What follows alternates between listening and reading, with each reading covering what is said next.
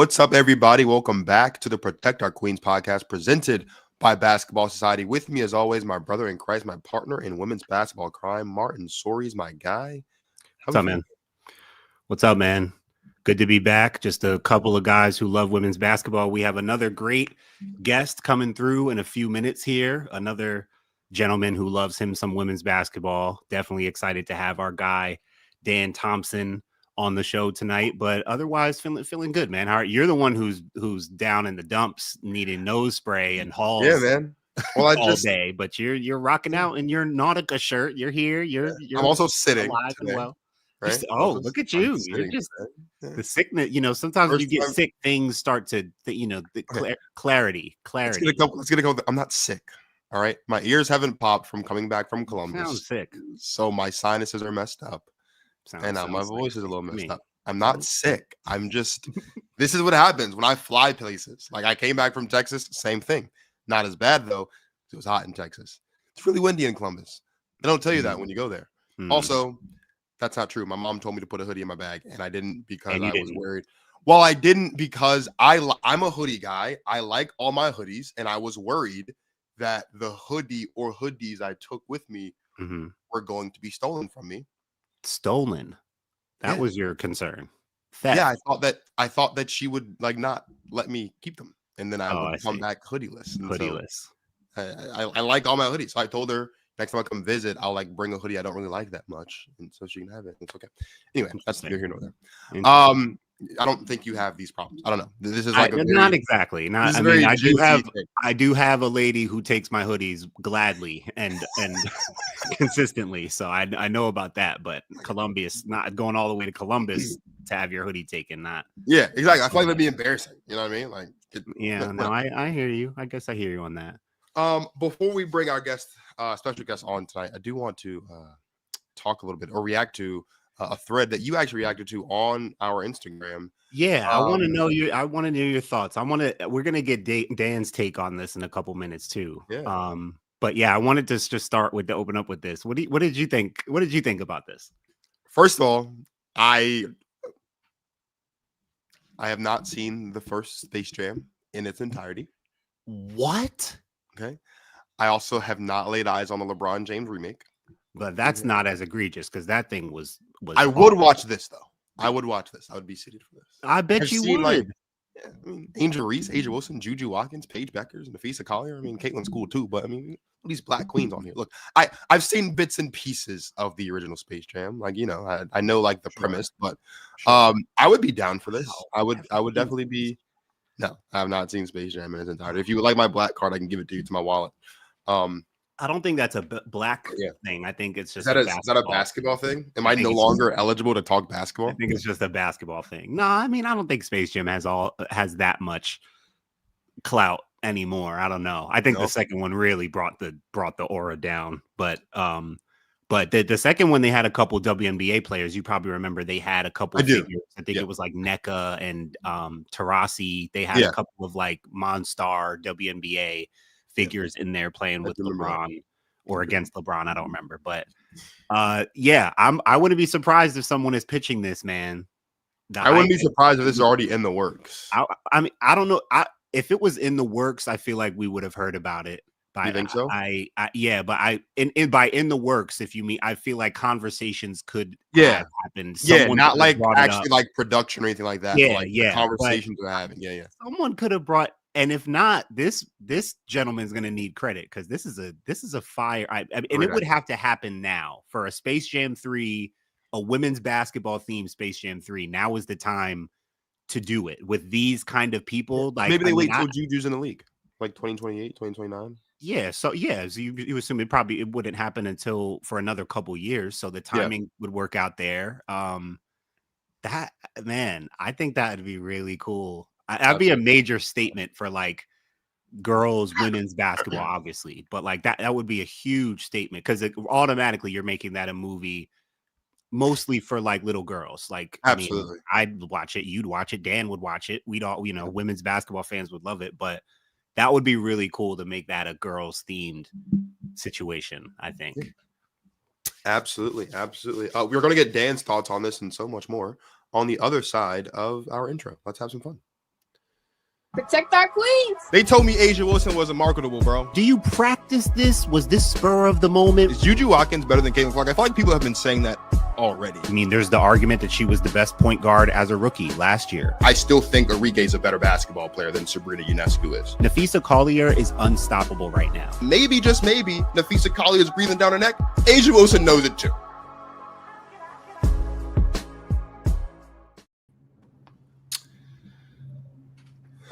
Mr. Dan Thompson, welcome to the show, my guy. How are you? Welcome. Hey, thank you so much. I appreciate y'all, and I'm doing well. Playoff time, almost here. Absolutely. Dan is one of my personal favorite follows right now on Threads. Every time I'm on Threads, I'm seeing video clips, highlights, stats, insight, analysis, just good old-fashioned love for basketball. A self-proclaimed basketball junkie and nerd, right up my alley for someone who I love to chop it up with about basketball. So we are glad to have you here on Protect Our Queens, a fellow male who just loves him some women's basketball. So it's good to have you here, man. There's way more of us than people realize, and we just got to amplify the fact that we mess with women's hoops just because we love it, period. Yeah, and it was pretty crazy for me to find out that you kind of really just got deep into it in the last couple of years, and you've just been immersing yourself in it. I saw you put up a clip of Epiphany Prince recently, and it just made me think that you've been watching it since you were a kid like me, and come to find out, we were talking before that you're just getting yourself acclimated with it and watching old games and getting familiar with the history. So I think that's really cool, man. Absolutely. Dan is from the Chicago area. Dan's from the Chicago area, about two hours south of Chicago. And there's some interesting news coming out of Chicago earlier today. One, Angel Reese had a lot to say, something very strong to say about the future of the Chicago Sky. So we're going to start with reactions to that quote. But first, let's go back to a clip of us, Martin and I, talking about whether or not Chicago was the best fit for Angel Reese. The reason why people are questioning Chicago for her right now is because, obviously they're bad. They're bad. I mean, the GM, people are calling for his job now. Like, it's been last year, from head coach to personnel, Spoon is out of there. We like Tyler Marsh, but like Spoon, her connection with Angel, it was just it's like, why are you letting her go? Right. I wasn't that crazy about her coaching style. I talked about that, but in terms of her culture and her energy, wouldn't have made that move, right, to begin with. They let go of Marina Mabry, the best guard on their team, right? Kennedy Carter didn't re-sign her. Like, it seems like they keep making moves that are not really helping Angel succeed. And it's putting the onus more and more on Angel to be the star player, the best player, the number one option. And we agree that that's not ideal. Now, with that, Angel Reese said today, or a quote came out today where she said, "I'm not settling for the same stuff." She used a different word, we did this year. We have to get good players. We have to get great players. However, I can help to get the best here. That's what I'm going to do this offseason. She continued saying, I'd like to be here for my career, but if things don't pan out, obviously I might have to move in a different direction and do what's best for me. So, Dan, I kind of just want to flat out ask you this question, right? Because there is a lot going on in Chicago, not some good, most of it not that great, though.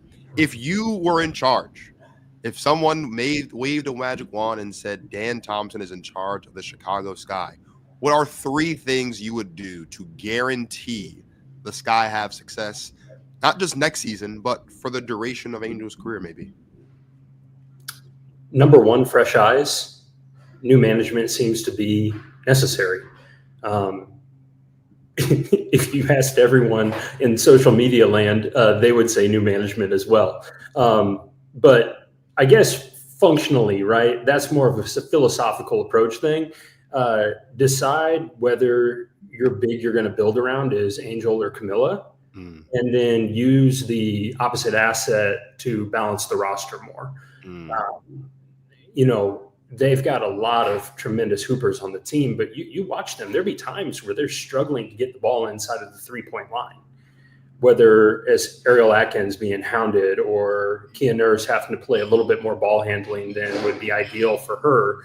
And so that's one of my things. It's tough when you watch Sonia Citron play the way that she is right now to think, man, could you imagine future development if Sony and Angel were a thing? But it's kind of, playing an armchair quarterback to look back like that. But those are my two big things: is decided direction, not because Camilla isn't tremendous, like what a tremendous playmaker out of the post and the length and the basketball IQ, but decide between those two and then solidify balance around your key cog. That would be my magic wand situation. So you're of the mindset, because this is what I've been starting to think too, Marcus. So you're thinking, Dan, that it might be having to maybe choose between Angel and Camilla? Not because I don't think they could work, but because I think your timeline just gets incredibly long if you're trying to make that work as your pathway to contention. Yeah. So do I think that they could play tremendously together with other pieces that were stronger on the roster? Yes.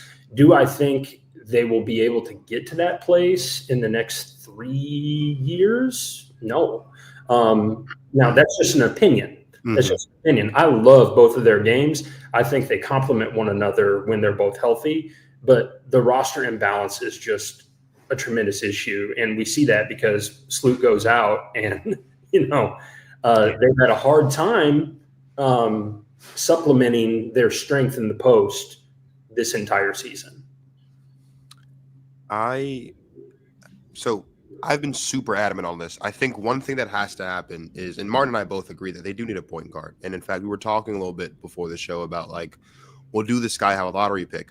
Unfortunately for the Chicago Sky, they don't have a lottery pick. What is projected to be the third pick belongs to the Minnesota Lynx, who don't need that pick, but they're probably going to use it anyway. I have been adamant over the last couple of weeks. I've said it on the show. I got into a back and forth over it with a bunch of people on Threads a couple weeks ago about my displeasure, for lack of a better word, with the limited usage or almost lack of usage of Haley Van Lith, especially after Sloot gets hurt. This team needs a point guard. You have a point guard on the roster who has experience playing with Angel. More importantly, can play the position. And it's not like I had a couple people tell me that she's not built to be a point guard. I had a couple people tell me she's not built to be a point guard in the WNBA. A couple people just flat out told me that she's not a good point guard. And I just don't understand how you can watch Haley Van Lith's collegiate career and come to that conclusion, right? And I'm not saying, look, Martin and I, we spent a lot of time heading into this season Martin more so than I was, talking about how much Chicago needed Olivia Miles, right? Before Olivia Miles announced that she was transferring instead of declaring for the draft. I am by no means saying that Haley Van Lith is on the level of Olivia Miles, and I am not saying that Haley Van Lith is the caliber of point guard that Olivia Miles is. But what I am saying is, don't draft Haley Van Lith in the first round of this year's draft, and then Courtney Vandersloot gets hurt and you don't play her. There's no, whether you think she was a project or a raw prospect or not fully ready or not, there's no way your team has a gaping hole at point guard and her minutes don't increase. There's no way. This is the second time in 3 years that Haley Van Lith has been in a situation that going into it looked promising. Going into it, a lot of people were excited to see her in this new situation, right? At first was her transferring from Louisville to LSU. Now it's her arrival in Chicago. And in both of those instances, it's not worked out for one reason or another. And I think the Sky are going to regret not having given Haley Van Lith an opportunity to actually play meaningful minutes. She had, I think, 4 or 5 games where she played at least 20 minutes. And she didn't play great in those games, but if you're judging how well she played in those games by her scoring production, then sure, she didn't play great. But in all of those games, she had multiple assists. In a couple of those games, she had multiple assists, multiple rebounds, and a couple steals as well. She was doing a little bit. Right? Like I think they're going to grow to regret that. And if I were a decision maker, one thing I would absolutely do, because odds are they're not going to get one of those like elite game changing point guards in the draft, is keep Haley Van Lith and actually put her out there and see what she can do. Like, we've watched her be. That is a move that will baffle me. It has baffled me off season, and it will continue to baffle me until I can get a reasonable explanation as to why that didn't happen. Yeah, lately watching her, for me, she does look a little small out there. I mean, she could use the reps and the time. I mean, again, Sloot goes down. You don't have a whole bunch of like better options as far as like veterans or just a surefire replacement there. Like they could have given her more run this year. I think. I mean, I think she can shoot the ball. You know, she can handle the ball. Again, like watching the games, she does look a little small out there. She might need 1 or 2 years to really like put it together for herself. But part of that could be, again, just the lack of really getting like those game reps like heavily this year. I'm looking at free agency. It's obviously not going to be the draft, and I don't think it's on their own team. I have said I do think Haley can be part of the equation, but we also, like we said, we agree she's not like she's not the kind of point guard that we think they actually need. Right. So based on Angel's quote, even, I think their only option and their best option is to use Angel as their recruiting ploy in free agency. They need to position Angel, encourage her to do her thing, to encourage one of there's a long list of free agents in 2026. And I have some names down here, all guards, all going to be free agents. And I would say each of them, I could make an argument, maybe could have a reason to walk away from their team, maybe look for a different environment, more particularly to go and play with Angel Reese. Jackie Young, Kelsey Mitchell, Ryan Howard, Ray Burrell, Veronica Burton, Arike Agumbawale, and Chelsea Gray. Those are just 7 names, and there are more like good players who are free agents next year. Those are just like the best ones that I mapped out and saw as like the best ones who also might be a little realistic if they're looking for a new situation next season. Those are the kind of names and players that Chicago and Angels should have at the top of their list, looking to recruit as free agents next year. I wish they would have. I don't know what has or hasn't been reported, but the way that the season went in Dallas with like coaching and alignment in terms of just, it felt weird. Like you've seen the faces of the players on the bench when we draw stuff up. Just and weird. Arike in particular is a name I would have loved to see the Sky look into around the trade deadline this year. Obviously, movement in the W is a lot more complex because of the hard cap situation. But when I watch Haley, to y'all's points, I see someone who looks not overmatched, but definitely a half step behind the physicality of the WNBA right now. And so you watch her play. And so if the writing's on the wall with how terrible this season is going to go, the best time to develop a player was yesterday. That's right. And, you know, it's tough when you're rolling out some of these lineups where it's like, you know, not bad players by any means, but like your future is not with Rachel Bannum. It's not. As much as I love watching her hoop, and she can hoop, yeah. She's a microwave. Yeah. It's just over and over. You're watching and saying, man, like from the backcourt standpoint, it looks like the Sky are overmatched physically over and over again, and it's created a scenario where it can't be ideal from a basketball standpoint, no matter how good your relationships may or may not be. It's funny because you said Chelsea Gray, and like I know that I had before the Aces went on this stretch of wins, I had mentioned like maybe Chelsea Gray maybe Chelsea Gray should be traded to Chicago. I don't like the idea of Chelsea Gray not being an ace for obvious reasons, but I like the idea of Chelsea Gray playing with Angel. We saw how that worked out for them on Rigel.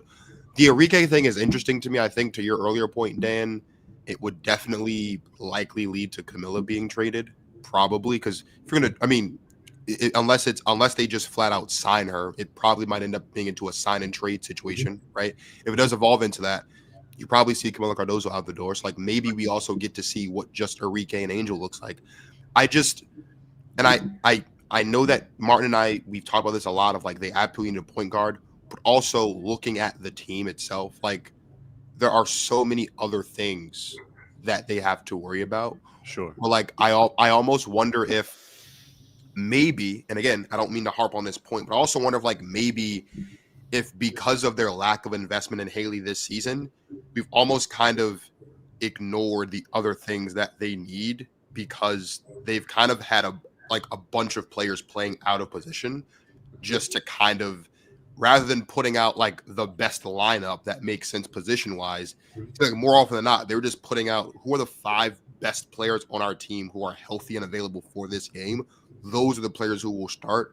We'll figure out the rotations from there. And again, like whether that's a management thing or that's a Coach Marsh thing, I don't know.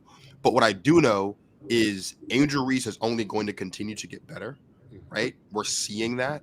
I mean, she came back after missing 3 weeks of basketball, and she had back-to-back double-doubles, including a 2020 game or a close to a 2020 game, like against Liberty. She played really, really well. She is amongst the league leaders, if not still tied with Asia and AT for leading the league in double-doubles, despite having missed 7 games and playing nearly 10 less games than Asia and AT. Like, she's playing really well. She's going to get better. Sometimes I worry that the Sky won't be able to get out of their own way, right? They hired Teresa Weatherspoon. We were all really pumped, and she's gone a year later. You bring in Tyler Marsh, like, okay, it kind of makes sense as to why he would do that considering where he's coming from.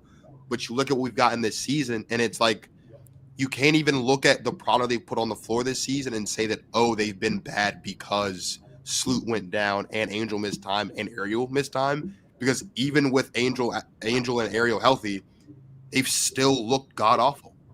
They've still looked like one of the worst teams in basketball. Yep. So it's like if you let go of Teresa Weatherspoon when they were closer to making the playoffs last season than they are this season, what would be the justifiable reason to give Tyler Marsh another shot other than it's his first year and he's coming from Vegas, so you're expecting him to bring to Chicago what he had? Like, you know what I mean? Like, it's a really weird goings on in Chicago. And again, them not having their own lottery pick. I mean, Martin and I were talking about it before the show. They do have the 5th pick, it seems like, which I guess may or may not be a lottery pick, depending on how they rearrange it with the 2 new teams running in 26. But if they don't have a shot at getting a point guard, like you're drafting best player available at 5, who is best player available at 5 at that point when this team needs so much? You know what I mean? Like they're still not really going to be able to clean up all the things they need to clean up to be competitive next year. They just need offensive boost, period. There was a point earlier in the year where I was looking through all their game logs and saw like they hadn't had a single player take over 14 attempts in a game, like into a really significant chunk of the season. Mm-hmm. And the point that I had made, I forget when I posted, was like, hey, look, like you've got this egalitarian offense that Marsh wants to run. But if you have to rely upon on what is relative to the rest of the league, a pretty talent poor roster to all contribute, then your chunks of offense aren't going to be coming if you just don't have anyone who's even taking the shots. And that's since changed, but they, from a scheme standpoint and from a roster standpoint, and from a talent standpoint, I mean, that's the same as roster. It's bleak.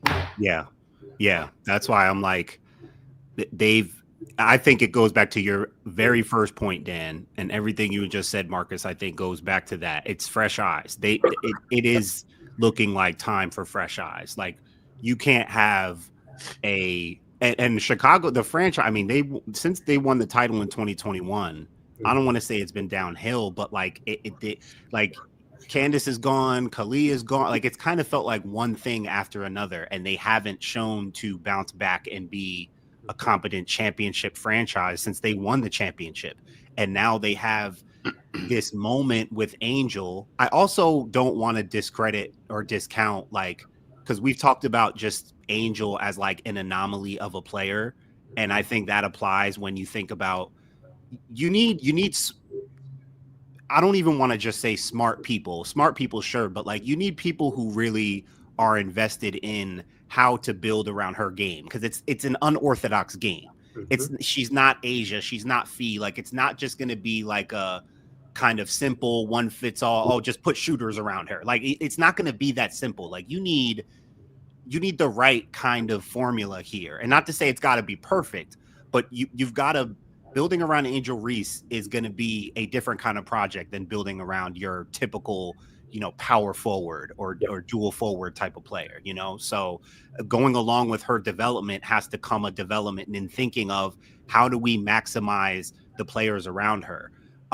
There's got to be fresh eyes somewhere. I don't know if it's the GM. I don't know if it's the coach or whatever, but they've got to get some kind of fresh eyes in there. Because last week on the show, Dan, we did this little exercise where we just threw out different teams that, not to say that we would expect a trade or this is what but just teams where we felt like right now today, Angel would be a better fit in terms of being herself and shining and contributing to winning basketball. So we did that exercise in response to more and more people saying, yo, this may not be the best situation for Angel. And now she's saying it herself, like, hey, if this doesn't get better, like I'm out of here. Like, why wouldn't I look to go somewhere else? In my mind, like if I had my druthers, because she's one of my two favorite players in the W, it would be if there was a way for them to get like guard power and send her to be the 5 to Asia's 4. Thank you, guys. Thank you. I mean, Could you imagine her snaring like 14 boards and then like, screw it. If she gets 8 points, if she gets 16 points, it doesn't really matter. It doesn't matter. Look at what Nalissa Smith is doing for Asia. Like she's playing system-wise some of the best basketball of her career. I know the numbers have been gaudier in the past, but when I watched she had this block the other night where I was like, oh my God. Yeah. Sorry, got me nerding out for a second, just thinking like, because I love this guy because they're like geographically my team, but I don't have affinities for franchises that are inanimate things more than the players who are the compelling reason why we watch the game. That's right. Preach that, Dan. That's what I try to tell Marcus. Don't get caught up in that fandom. Let me just. Well, we all just coming. First of all, I'm a fan of the teams I'm a fan of because of specific players. I just want to make that note. Like when Asia Wilson retires, I'll probably stop being an Aces fan. But for now, because she's the reason I watch women's basketball in the first place, absolutely. Touche. No, touche. I'm an Aces fan. Bro, can you? I mean, if they mess around, if Vegas figures out a way to get Angel next to Asia, oh my God. First of all, just the branding, big A, little A. I mean, that stuff's just gonna take care of itself. Basketball wise, my God, that will take Asia up to like 4, 5, 6, 7 titles. I'm telling you that. The only thing because I've seen people do like jersey swaps. People have kind of projected Angel like on the Liberty or on the Lynx. Like they'll put her on one. I wouldn't want her. I wouldn't want to see her on one of those top teams because I feel like it's just going to turn into this narrative of, if she does win or she does well, it's like, well, she got transplanted onto one of the top teams. So that's the only narrative I would like to avoid for her. But from a winning standpoint, I would just love to see her in a competitive culture with other good players. If Chicago can't hit this free agency list, she's gone in 2027 when her contract is up, as far as I'm concerned. Or if they don't trade Camilla and just try something. I mean, they've been trying things, but they haven't been good things. They haven't been good tries. Like the only moves they need to be making now are swinging for one of a big name guard, one of these big name guards. It's not going to be in the draft. It's got to be free agency.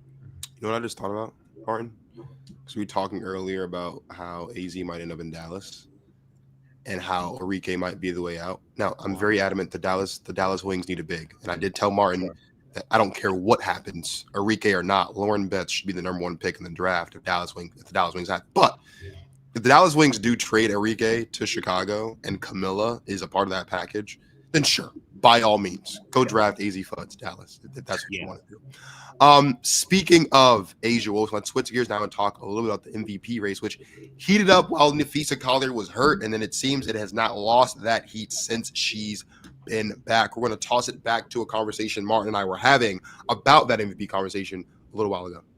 If she could come back from the ankle injury and put together the last stretch of a really strong last stretch of the season, then that makes it indisputable. And if it's not Fee, I think it comes down to, is Alyssa Thomas putting together a dominant stretch over the next couple weeks, or is Vegas about to make a run while Asia is, still in dominant form? So at that time, Fee was still out dealing with the foot injury, ankle injury, and Alyssa Thomas had just racked up what was like her 6th or 7th triple-double on the season. Asia Wilson was still being great, and the Aces were winning basketball games. Now, Napheesa Collier's back. First game back, she drops 30. She's been consistently good ever since. Asia's still been great, but it seems like the conversation has shifted from what if Fee doesn't come back? Will it be Asia or AT? To now that Fee is back, will it be Asia or Fee? So, Dan, I'm going to ask you the question. Who's the MVP this year? Asia Wilson or Napheesa Collier? I'm biased, but I believe it's Asia Wilson. And here's why. This is one of those where, like, as a longer term men's basketball fan, I look back to like the year Derrick Rose won the MVP. And I think to myself, that was wonderful from a narrative standpoint, but he was not the best player in the NBA at that point in time. I know I'm going to catch some fire from Fee and Lynx fans when I say this, but when I watch Asia Wilson play basketball, and I love your guys' conversation about like different forms of dominance and how if one thing is more forceful, sometimes we assert dominance to that more than just like Fee reminds y'all a little bit of how Katie used to just rack up 30 points and it'd be like, that was easy. Way too easy. The thing with Asia is just like, y'all, she has it within her that she could have the second highest scoring individual WNBA season of all time this year, behind last year. Now, then you start to like piece together like profile. Here's the thing I want to say for starters. If Napheesa Collier wins the MVP, she will be abundantly deserving. And everyone's got to just like chill out. Like everyone can have an opinion that is based off of what valuable means to them. And I think this is why it's so compelling to talk about, because we get to define what valuable means. And for me, history plays into that. Overall impact plays into that. Value to your team compared to what the value the other person is to their team. So like, and from a history standpoint, like missing 10 games is twice as many games as anyone else has ever missed who would win WNBA MVP. And, you know, if I'm defining my terms as, I think best player plays a lot higher of a role in my evaluation of MVP than it does for some other people. I'll hear best player on best team. Well, I found out, like I did some digging.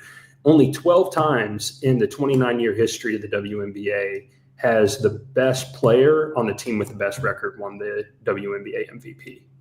And so I started thinking about that. Interesting. And I looked at the Lynx winning percentage, and it's like was 789 a couple of games ago. And that would have been like the 19th best individual season of all time. So I'm asking myself, if a player who is brilliant and dominant like Napheesa Collier has missed more games than any other MVP candidate in history, and the team isn't like undeniably like so dominant that I'm just going to ascribe that as like this is the person pushing them there, I think Asia's argument is just so compelling that it's got to be close. We can't just act like this is Fees and it's in the bag. So I think it's Asia because of history and context and what I believe to be valuable. And then I've got like written out on a notepad here, like 10 different major categories where Asia is in top 5, like points, steals, blocks, rebounds, PER, win shares, offensive win shares, defensive rating. She has no other teammates in the top 20 in defensive rating, and she's 3rd. Fee is 1st, and she's got 3 other in the top 20. So, like, I start to look at relative to the Aces got talent too now. Like, let's not like be disrespectful, but the Lynx are like loaded, stacked. And I just think that what Asia does to raise the floor for the Aces is significantly greater than what Fee does for the Lynx. And that is not a dig on Fee. Yeah. That's just to say, I think one person is more impactful and more valuable than the other, in my subjective opinion. So the reason why my face lit up when you mentioned Derrick Rose in 2011 is because Martin and I yesterday, last night, we were prepping for the show, and we were trying to figure out what we were going to talk about. And I said to Martin, I said, this Asia thing kind of feels like that, right? I said, it almost kind of feels like Asia's entered, and I've said this before, like Asia's entered the LeBron stretch of her career, right? Where LeBron was always in the MVP conversation. LeBron was always competing for championships. And at some point, some people just got tired of it. Yep. Right? And I had mentioned how Becky Hammond in one of her recent post-game pressers had kind of said, like, the MVP is not based upon the media narrative. Like, the MVP should be based on whoever the most valuable player is, whoever the best player is, whatever. And I said to Martin, I said, like, it almost feels like you think about it. And I didn't know this until someone said it, and I went to go check it.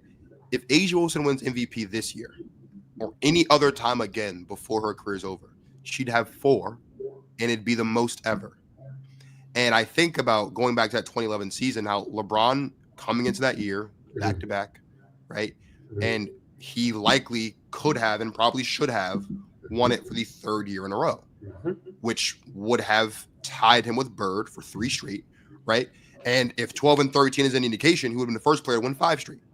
And in 2011, right, people just didn't want LeBron to have that on his resume because that would have upset or probably jump-started the GOAT debate with him and Michael. Now, I am not by any means saying that there are people out here who would intentionally prevent A'ja Wilson from winning another MVP, because I don't think A'ja Wilson is hated by the women's basketball masses at all. And if she is, it's not nearly as much as how much LeBron was hated and is hated by the basketball masses.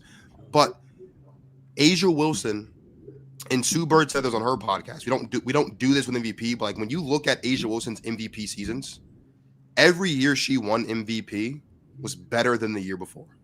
And like, how many times in sports, no matter the sport, no matter the league, how many times can we say a player wins MVP, that's usually the best season of your career, and then you go on to win 2 more, and both of those seasons are better than the ones before, and you have 2 seasons in 2023 when Stewie won it, and now this season where those seasons are also better than the previous year when you won MVP, and there's a chance again this year that she doesn't win the MVP award. Like, I know that MVP is not a year-over-year thing, right. But if she's consistently getting better year over year, my question is, and it was my same question as to why she didn't win Defensive Player of the Year last year. If I'm the MVP last year and I'm better this year or on par with that this year, and the person who's potentially going to win it is at the same level that they were at last year, maybe slightly better, how am I not the MVP again? You know what I mean? Like, I think that's the conversation that we have to have with A'ja, where it's almost like another player in the league has to do something has to be equally as historic, if not more historic than A'ja, for the duration of the season, in order for us to look up and say, okay, yeah, it makes sense that that Asia's not going to be the MVP and that this person deserves it. And to your point, Dan, I didn't even know that. Like, I knew that she missed 10 games. I didn't know that there wasn't another player who had even missed half of that many games in a season and won MVP. The most was 5. Jonquel missed 5 games when she won it in 2021, I think it was. She missed 5 games. I didn't know that. And like you and I were saying during that conversation, Martin, we didn't put in the clip, the Lynx didn't miss a beat while Fee was gone. Yeah, they were 7-3. 7-3 without Fee. They were 7 like, so it's like, if you're the most valuable player to your team, as I said, and the clip is on our page, there should be a bit of a drop-off, like a noticeable drop-off if you're the MVP. And it doesn't seem like that was the case. I don't know if people will hold that against her. It'll be a tight race, but I agree with you. Like, especially with the way that you laid it out, Dan, I don't know how you look at what Asia's done from top to bottom. Because what do we both say, Martin? All the Aces needed to do was figure it out and start winning games, and Asia's MVP case would be stronger. Because you can't justify A'ja being MVP when the Aces are 500 and the Lynx are first. But the Aces are second now. Right. And the Lynx are first. Right. So it's like not so that's why it's so much more of a conversation. And it's they play tomorrow. Yeah. And you had said that it may come down to that game that we all need to be watching that game to see what's going on there. That may be very significant to this conversation. I do think the points Dan made were so valid. And I think the value conversation is the best argument to make for Asia, because if we were to see Vegas without Asia this year, I'm sure they would have fallen off a cliff. I mean, they struggled with her. They lost by 50 to Minnesota with her. Yeah. To that point, I do think that what's going to make it like I told you, Marcus, I don't envy these voters at all. And I think it's going to be very close, because I think I think her team turning things around has made her case even stronger. But I do think that if you're considering, like you said, the duration of the season, Marcus, Vegas's slow start, and Asia didn't really have a slow start, but she wasn't playing the way she's been playing these last like 10 to 15 games. She was good to start the season, but Vegas as a whole, post All-Star breaks, she's been completely different. Definitely different, more in her dominant form. And pre-All-Star break, Vegas as a whole was not really there. She was good, but it just but during that time, I mean, Minnesota got off to a blazing start to the season, and Fee was dominant from day one. Now, her missing the 10 games might end up level, and then during that time, Asia picking things up and Vegas picking things up, it's just made things way too challenging. I think I think there's such a strong case for both or either, and it's gonna be really close. This game tomorrow night, people might really be waiting to see that.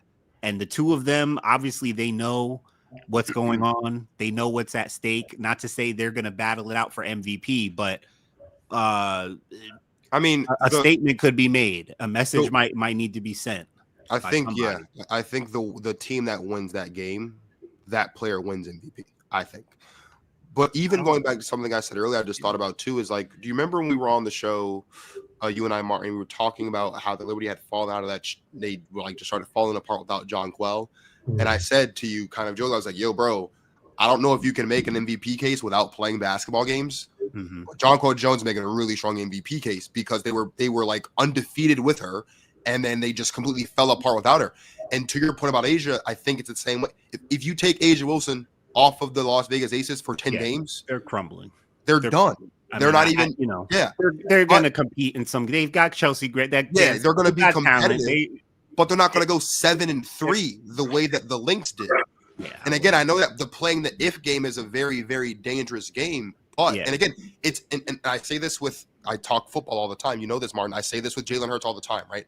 It is not Napheesa Collier's fault that the front office in Minnesota did a good job of building that team. I don't want to make it seem that that's what I'm saying. It's not. Right. They get paid to build a championship contending basketball team. Napheesa Collier gets played to be the best she can be to win a championship. I got that. But what I am saying is, if we're talking who's more valuable to their team, if you take Asia Wilson off the Aces, where are they? Now, so I think we are starting to see Vegas might have a championship something to them. Now they're playing like they could be championship basketball. I think we can clearly say, but again, that's still a question mark. Like, we're just now seeing Vegas come into form, and now we're starting to think, okay, can this version win a title? Minnesota with Fee is a championship. By the numbers, they're like an historically great team. Yes. With Fee. Without Fee, yes, they went 7-3, and that's good. But guess what? It's only good. And they'd only be good without Fee. I don't think any of us would think they'd actually win the title without Fee. But so if we're talking, I agree that like the drop off of Vegas with Asia and without Asia is probably deeper than Minnesota of Fee, and it's probably a deeper drop off. I'll give you that. But at the same time, if we're talking value, Fee is what makes them a championship team. Yeah. And all their parts do too. It's the sum of their parts. But like, if I take away, Courtney Williams, they might still be able to do it. Nothing against Courtney Williams, because all of them are essential to that team. But you know what? Like, Fee is the one that makes them different, unguardable, mismatch problem. They're still good without her, but they're not historically great and not championship without her. So that's where her value still has credibility. I think with Fee's case, aside from like the games missed, like if she'd been playing that whole stretch, even with the Aces ascension, I think it'd be disrespectful for me to act like it was as close of a race as it is to me right now. I agree. In my opinion. Yeah. But, you know, if I've got, and this is where I just think it's helpful when you're having these conversations to be clear about your biases, because if I believe A'ja is as great as she is and has displayed that statistically, I feel like, and this is where like the LeBron conversation earlier comes into play, I feel like it better be really clear that someone is significantly more valuable for me to go over to that person. And that's when, like, I cannot tell you how many hours I've spent in the weeds looking at their advanced stats, looking at their on-off numbers, looking at, like, I've done videos. I didn't post the Fee one because I didn't want haters to take it and run with it. But their most recent game against the Wings, I isolated every contested shot where Napheesa Collier was the defender. And I've just done that for the Aces' most recent game against Dream. They were effectively 1 for 12 against shots that A'ja contested in the Dream. You put that, yeah. It was insane. And then I'm looking at like the Wings, right? And the Lynx still won by 24. So like, let's not act like they're playing terribly, but it was like, I want to say 6 for 11 was what Fee had done against the Wings. And so like, I want to do this more longitudinally and look at like back further into the season, but I just, and you call it confirmation bias you want, but every time I do analytic observation beyond the eye test, I'm just like, whoa, like A'ja better than she was. Wow. Wow. The last thing I'll say on it before we move on to our impact playoff performers is this, and I said this to Martin leading into last season when we were talking about A'ja potentially going back-to-back MVP and Defensive Player of the Year.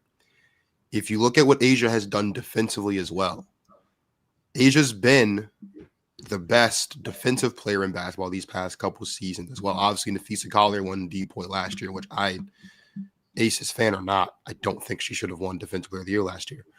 But the one argument that I've always made to kind of put a button on what you just said, Dan, going back to your most valuable thing is, if A'ja Wilson's consistently the best offensive and defensive player in basketball, and it's clear that she's the best offensive and defensive player in basketball, then again, what's the justification for looking at someone else and saying they're the MVP or even Defensive Player of the Year over her if they're not, at the very least, matching what she's doing?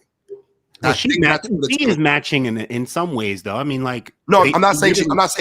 I'm not saying she's not. But what I'm saying is, I think that's what the conversation has to come down to: is where the gaps are. One, who does the gap favor? And two, how wide is that gap? Like, that's what it has to be.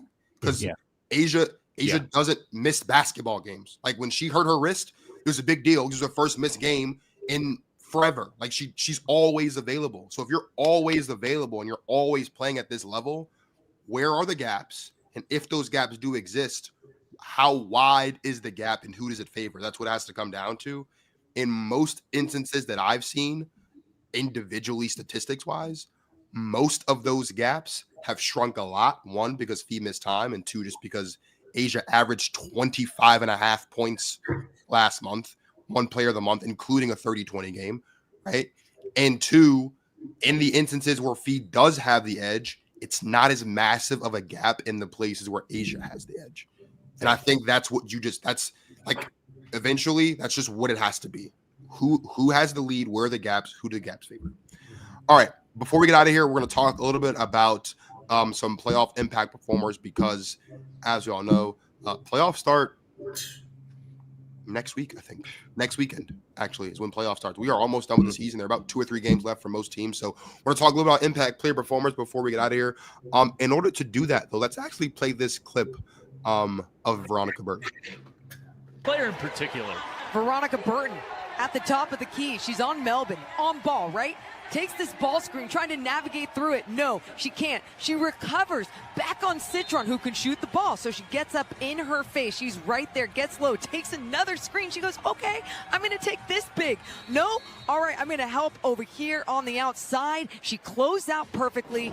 They get the basketball. If you're a basketball sicko, oh, you love plays like that.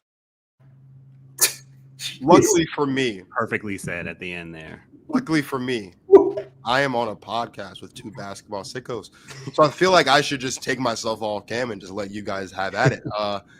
Dan, we'll start with you because you're the one that posted this clip. Dan didn't post it. But Veronica Burton is his. That's. I know that Veronica Burton is one. I'm sorry, I said the wrong thing. He's had his eyes. I know that Veronica Burton is someone that you've had your eyes on this season. But yeah, let's talk a bit about Veronica Burton and any other impact playoff performers you have for this season. I'm just trying to pull up what I posted about her earlier today. So the month of August, right? 13 games played, 30 minutes a game. Valkyries are 8-5. Now, mind you, remember this is an expansion team of players who are all assembled this year. In those 13 games, 14.7 points, 7.1 assists, 4.3 rebounds, a steal, a block, and less than 2 turnovers a game, shooting 46, 42, 93. That's not normal. That's not normal. Like every time in the last year that she's been given increased opportunity, she has just run with it. And what I think is going to happen with Valkyries moving forward is they're just going to recognize, wow, like we landed a star player in an expansion draft? Like, what? A stud? And like a lot of this stuff was there for her, but it's another thing to seize the opportunity and put together. And man, she has developed tremendously this year. You can watch it from the beginning of this season to the end. And so ain't nobody want to see them. No one's going to want to see them in the playoffs. Yeah. No one's going to want to go into Chase Center if they lose like one of their road games in the first round. You have to go there without home court advantage. Like, so I am so excited to see her on the big stage feature role because everything that she's done over and over again has just been dazzling this year. I saw the stat earlier. She now has the most 10 assist, 0 turnover games in a single season in WNBA history. Like Veronica Burton was always solid to me. What I saw from her this year was way more than just solid. She's going side to side, off the dribble, being a playmaker. Again, the assists, the low turnovers, like it's been really cool to see players. I brought up last week, Dan, you'll appreciate this, Zandalicini. Yeah. It's been really cool to just see different players on Golden State really just show what they can do with those opportunities. And like they're going to be a playoff team. And you're right, they compete. Like you may not be able to name their whole starting five. You may not know too many people on their team, but when you watch them, that's a team that just flat out competes. Mm-hmm. And it's really cool because I think it speaks to the nature of the WNBA and just the competitiveness and skill across the board. She's had a breakout season playoff wise. Like, I mean, I don't know how many people are going to take Valkyries, winning a playoff series. They could win a series now. They compete. They just play too hard to not have a chance. But Veronica Burton should certainly be the one to kind of lead them in that effort. Well, they just played Liberty, who need to win games. Held them under 6 Yeah, I mean, I know it's no Sabrina, and they just got Stewie back, whatever, but still, still Liberty. Like, I mean, Stewie played, John Quell played, Emma Meeseman played. Like, it's the Liberty. They scored under 60 points. Now the Valkyries, man, they're dangerous. It's one of those teams you can't really figure them out. Mm-hmm. So thank you for letting me like just get in my basketball joy place. Veronica Burton is just one of the most compelling players in basketball to watch. Yeah, that's why you're here, man. That's why we have you. You mentioned earlier, you said Angel's one of your two favorite players. I meant to ask, who's the other one?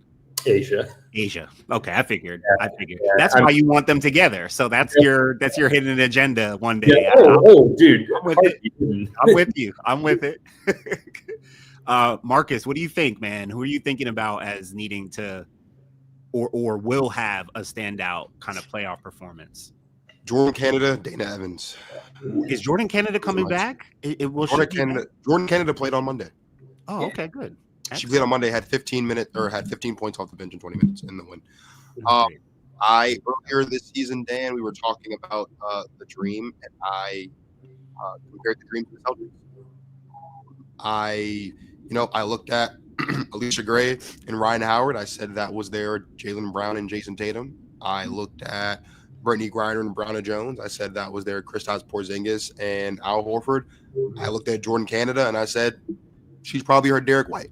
Martin didn't go that far with me, but she has been really important. And she's been, or I said Drew Holiday. Sorry. Yeah. I just said she was Drew Holiday, not Derek White. That's all. Right.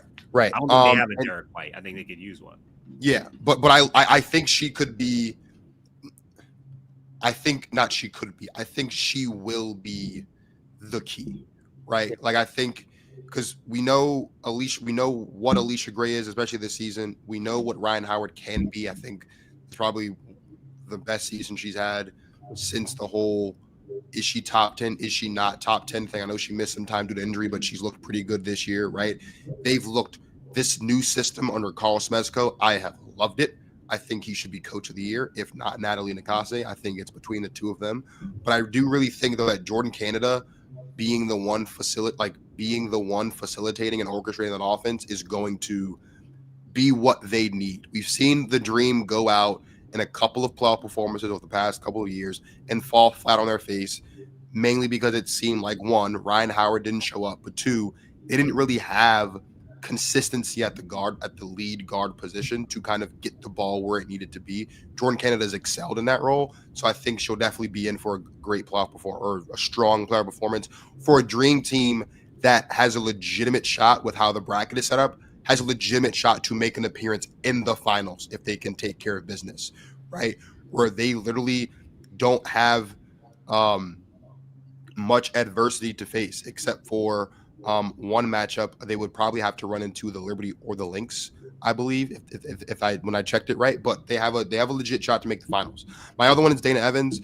Dana Evans is in the 6th player of the year conversation, in my opinion. There was a stretch of time there when the Aces really started going on this stretch, even a little bit before that, when she was the best bench player in basketball.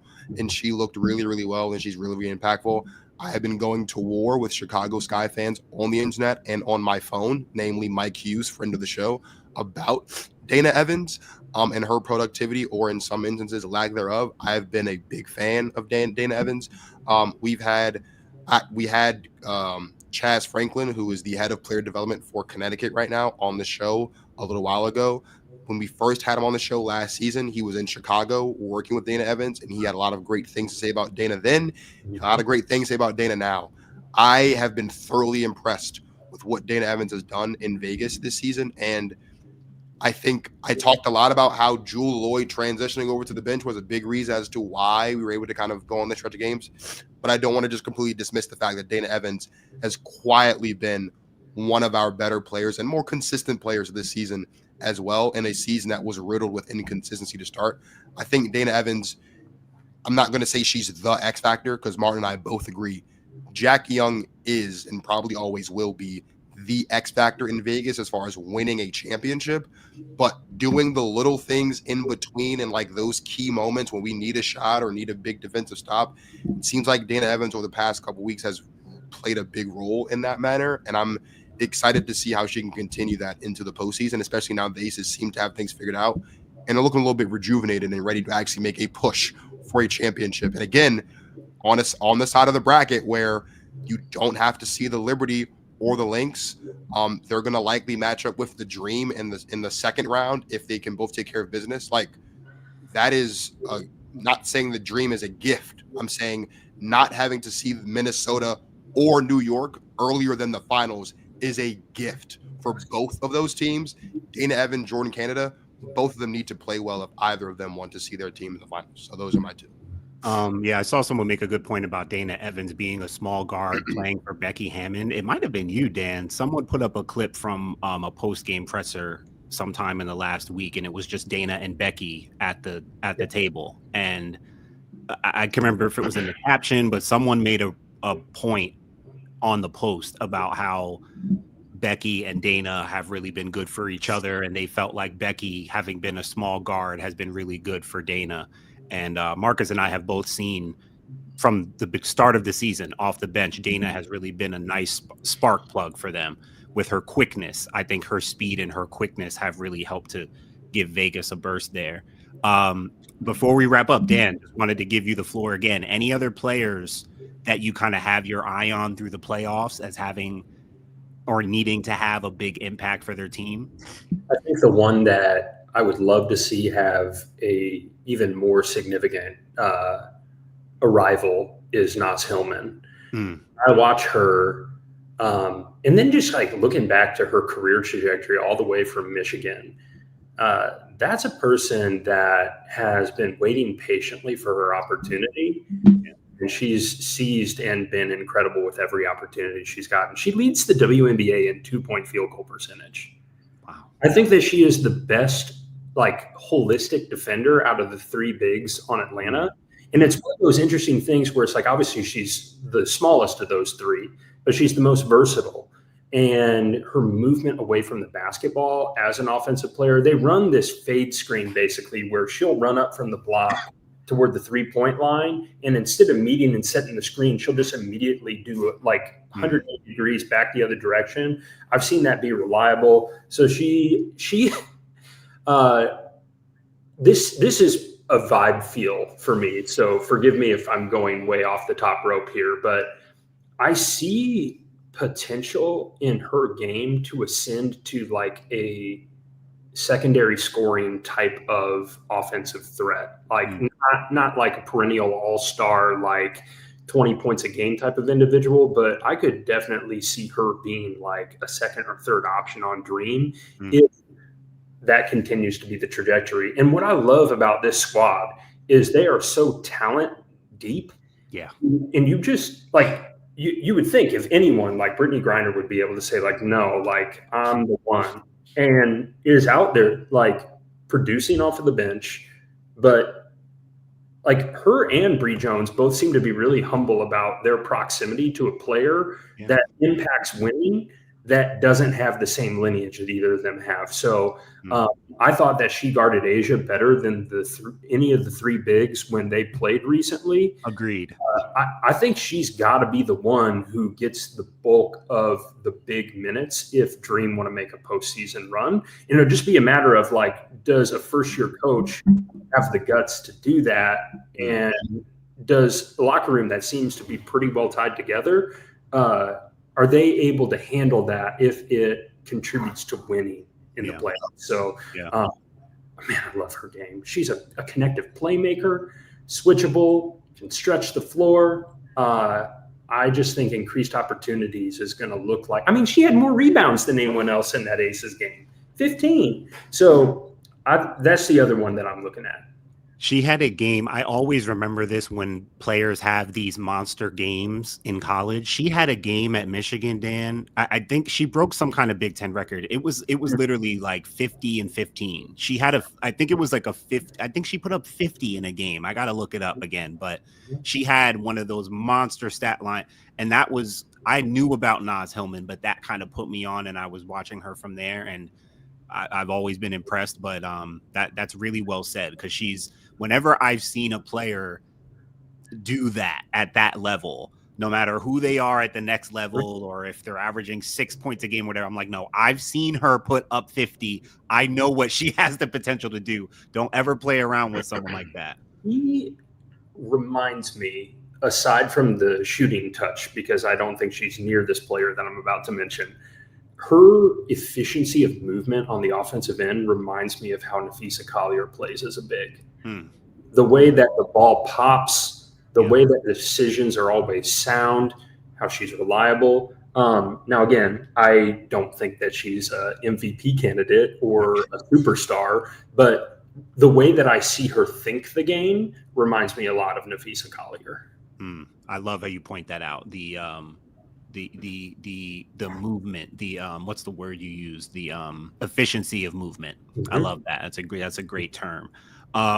So I had Ryan Howard down. You both had Atlanta players, but Marcus knows I've been a little tough on Ryan Howard over the years, only because I'm so high on her talent. Mm-hmm. She just got Conference Player of the Week. I think since she came back from injury, I've been seeing her, because throughout the season, Dan, I felt like Alicia Gray, we saw more so directly benefiting from the new system with Carl Smezko. This has been her best season yet. She was in the MVP conversation. Not so much Ryan Howard, who I don't want to make it a comparison or side by side. Marcus made the analogy that they are the Jaylen Brown and Jason Tatum of the WNBA. I'm with him on that. And so naturally, I think there should be almost a comparison there. Ryan Howard was a number 1 pick based on her talent, based on what I know she can do and have seen her do. She should be more of a bona fide top 10 player in the league. And I'm still kind of waiting for her to really show that. I think lately, over these last couple weeks, I'm seeing the product of her in this system, which I was the most excited about coming in, was to see Ryan Howard in this more high-paced three-point shooting system. I was excited to see how that would benefit her. Felt like I was like, oh wait, Alicia Gray is the one really eating off of this so far. The last couple weeks, it seems like Ryan is starting to get into her flow, into her rhythm. Her quick trigger on her threes, I feel like, is even more encouraged in this system. So she's one of those that'll just let it go. And I think she can get hot and will need to get hot. Atlanta, like, we're all talking about different parts of them. They have something there. Their big rotation. Jordan Canada's back. They've got a steady point guard, and they have 2 scoring wings. Like, it's kind of all there. Someone's gonna have to elevate themselves during this run. Alicia Gray has been great. I'm sure she'll still continue to be really good to great. I think Ryan Howard has to be the one to go on a really spark a playoff run here to be like, oh, Atlanta might actually win it all. I actually still think that she's the key. I would say the same for Rickea Jackson. If the Sparks are to get in, if they fight their way in, I think we've seen that when Rickea is going, that's when the Sparks are the most dangerous. So I'm looking at Rickea to have kind of a statement playoffs. If the Sparks can get in there, if they can fight their way in, I think Rickea's who the Sparks would need to have a really big playoff run if they're going to have any success in the playoffs. So Rickea, 8 20-plus point games since the All-Star break. Yeah. I'd love to hear. I don't know her splits, but it seems like she's been shooting the ball really well and smooth with it. Like, yeah. The aesthetics of her game are just like, my goodness. Right. Yeah. And aesthetics matter. They do. Aesthetics do matter, you know? Yes. The way that she have such control off the dribble at her height. My goodness. Yeah. The aesthetics thing is what gives the Angel haters a lot of ammo usually. Oh gosh, yes. That's where her game does not necessarily thrive, is in the aesthetic in the aesthetic category. But it's fine. But she produces, and she's an acquired taste. Can't teach that. Nope. Can't teach that. I don't need that much aesthetic if you going that hard. So that's where she's unique. It was an absolute blast to have Dan on the show, and this will not be the only time that we have Dan on our show to talk women's basketball.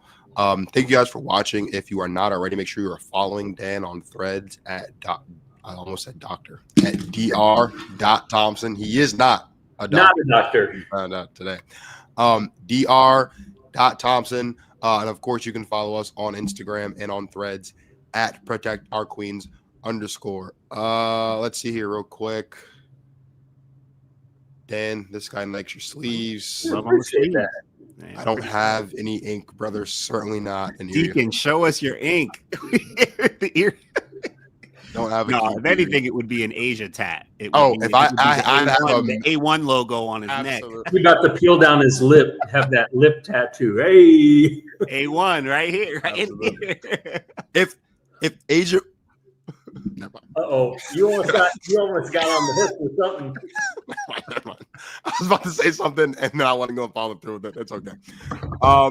If you are not already, make sure to subscribe to Basketball Society so you don't miss any future episodes of Protect Our Queens or any other amazing basketball content curated by my guy, Martin Sories. So, for our guests, Dan Thompson and Martin Sories of Basketball Society, this is Marcus of the Protect Our Queens podcast signing off. Thank you guys for watching, and as always, you enjoy yourselves some women's basketball.